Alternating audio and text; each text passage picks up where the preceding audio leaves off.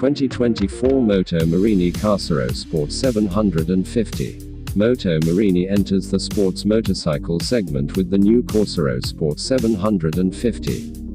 Equipped with a fairing that wraps around with a modern and futuristic appearance.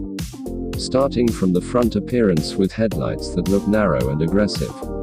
Using the new Moto Morini 749cc 90° V-twin engine, designed entirely in Italy.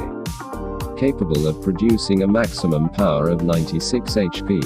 With this large power, it is certain that it will be able to compete with motorsport fairings in the 600 to 700 class with other manufacturers.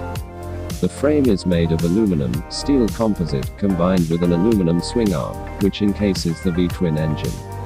This is combined with a fully adjustable USD suspension fork and a fully adjustable monoshock.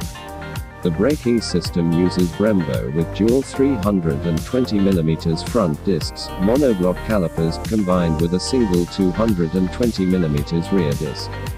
The aluminum swing arm looks very sturdy. The rims measure 17 inches 6 spokes which are wrapped with 120/70 tires at the front and 190 at the rear.